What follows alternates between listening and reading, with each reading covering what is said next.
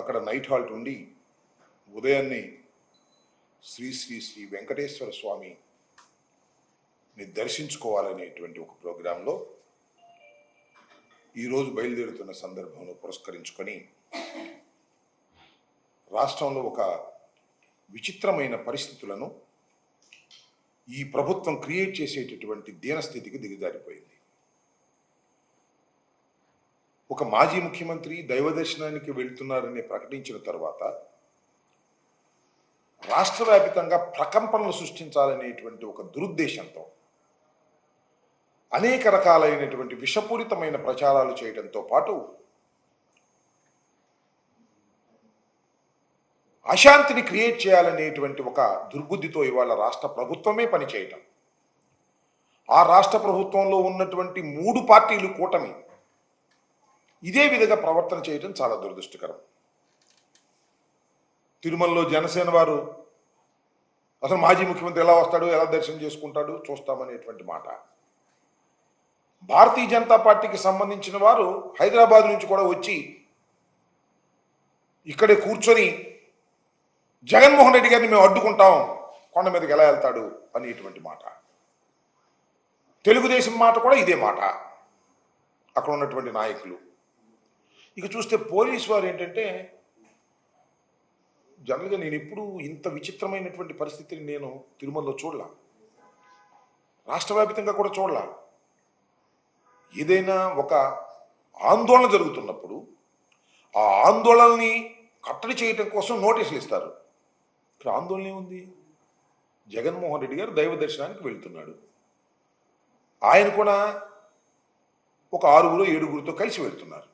It is an official announcement. మీరందరూ రావడానికి వీల్లేదని ఎక్కడో రాయలసీమలో ఉన్న వారికి నోటీసులు ఇచ్చే కార్యక్రమం చేస్తున్నారు. మా ఎంపీ జనరల్గా ఉంటారు, తిరుమల ఎంపీ గురుమూర్తి గారు వైఎస్ఆర్ కాంగ్రెస్ పార్టీ నుంచి గెలుపొందినటువంటి వ్యక్తి. ఆయన జగన్మోహన్ రెడ్డి గారు వచ్చినప్పుడు పార్టీ అధ్యక్షుడు కాబట్టి ఆయన కూడా అకంపెనీ అవ్వచ్చు. ఆయనకు నోటీస్ ఇచ్చారు, నువ్వు రావడానికి వీల్లేదు, జగన్మోహన్ రెడ్డి గారు వస్తున్న సందర్భంలో మీరెవరు కూడా కనపడడానికి వీల్లేదు అనేటువంటి మాట ఆయన చెప్తారు. దీనిలో చిత్రం ఏంటంటే, ఈ నోటీస్ చదువుతాను, పోలీస్ నోటీస్. 27/9/24 తేదీన మాజీ ముఖ్యమంత్రి వర్యులు వైఎస్ జగన్మోహన్ రెడ్డి గారు తిరుమల తిరుపతి సందర్శన ఉన్నందున సదరు కార్యక్రమానికి అనుమతి లేదని మీ ఆధ్వర్యంలో కార్యకర్తలతో మరియు మీ సొంత వాహనాలతో బయలుదేరి తిరుపతికి చేరుకుని వారు నిర్వహించే కార్యక్రమంలో పాల్గొంటారని సమాచారం. ఇది మాకు సంబంధించినటువంటి ఒక లెటర్కి ఇచ్చినటువంటిది. ఏంటి? మాజీ ముఖ్యమంత్రి వర్యులు వైఎస్ జగన్మోహన్ రెడ్డి గారు తిరుమల తిరుపతి సందర్శన ఉన్నందున సదరు కార్యక్రమానికి అనుమతి లేదంట. ఇది ఎక్కడ కూడా నాకు అర్థం కాలేదు. శ్రీ శ్రీ శ్రీ శ్రీ శ్రీ వెంకటేశ్వర స్వామిని మాజీ ముఖ్యమంత్రి గారు సందర్శించడానికి ఎవరి అనుమతి కావాలి? పోలీసు వారి అనుమతి కావాలా?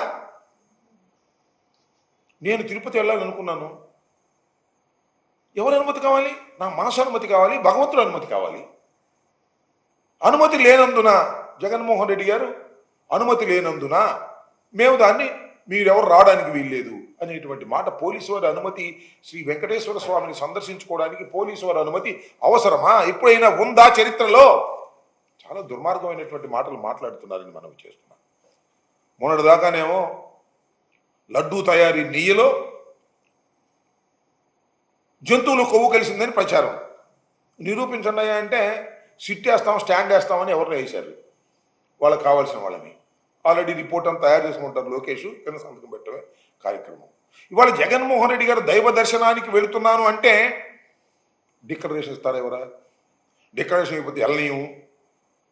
ముఖ్యమంత్రి గారు మాట్లాడుతున్నాడు, రాష్ట్ర ముఖ్యమంత్రి డిక్లరేషన్ ఇవ్వాలని. పురంధరేశ్వర్ గారు మాట్లాడుతున్నారు, డిక్లరేషన్ ఇవ్వాలని. ఏందబ్బా ఈ తొండి? నాకు అర్థం కాల. జగన్మోహన్ రెడ్డి గారు ఇవాళ వెళ్తున్నాడా? ఎన్నిసార్లు వెళ్ళాడు? రాజశేఖర రెడ్డి గారు ఎన్నిసార్లు వెళ్ళారు? ఒక ముఖ్యమంత్రిగా పట్టు వస్త్రాలు సమర్పించారే, రాజశేఖర రెడ్డి గారు సమర్పించారు, జగన్మోహన్ రెడ్డి గారు సమర్పించారు. ఇవాళ మీరు దీన్ని రాజకీయం చేసి వెంకటేశ్వర స్వామి దర్శనాన్ని, వెంకటేశ్వర స్వామి లడ్డూ ప్రసాదాన్ని రాజకీయం చేసి వాడుకోవాలనేటువంటి ఆ రోజు రాని వివాదం వాళ్ళు ఎందుకు వస్తుంది? ముఖ్యమంత్రిగా ఉన్నప్పుడు వెళ్ళారు, సరే ముఖ్యమంత్రిగా ఉన్నప్పుడు వెళ్ళారు కాబట్టి మీ ప్రభుత్వం అండి అనొచ్చు. మీరు ముఖ్యమంత్రిగా ఉన్నప్పుడు కూడా వెళ్ళారు కదా, ఎన్నిసార్లు వెళ్ళారు ఇప్పటికి?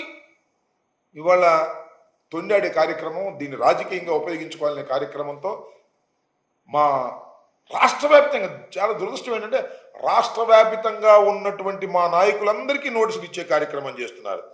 ఆయన ఇదిగో చూడండి, మా వైఎస్ఆర్సీపీ కార్యకర్త తిరుపతి, ఆయనకి నోటీస్ ఇచ్చారు సాక్షాత్ పోలీసు వారు వెళ్ళి.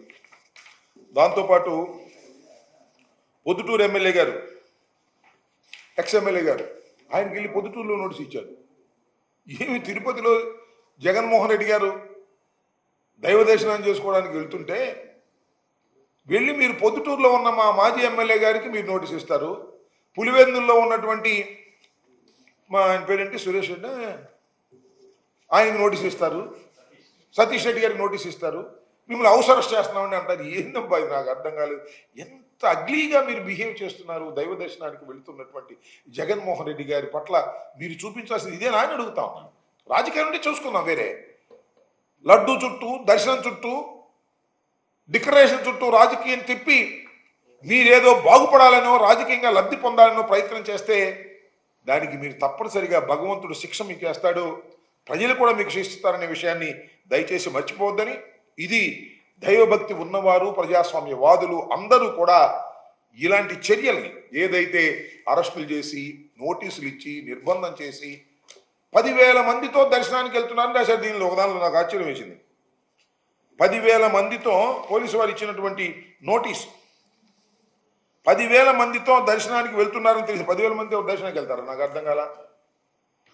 అన్ని ఏదో ఒకట కట్టు పురాణాలు కల్పించి ఈ విధంగా చేయాలనే ప్రయత్నం చేయడం చాలా దురదృష్టకరమని, దీన్ని ప్రజాస్వామ్యవాదులు, హిందుత్వవాదులు, లౌకికవాదులు అందరూ ఇలాంటి చర్యల్ని ఖండించాలని, చంద్రబాబు నాయుడు గారు దైవాన్ని సైతం రాజకీయంగా వాడుకునేటటువంటి అగ్లీ చేష్టలను ప్రజలు నిరసించాలని ఈ సందర్భంగా కోరుతున్నారు.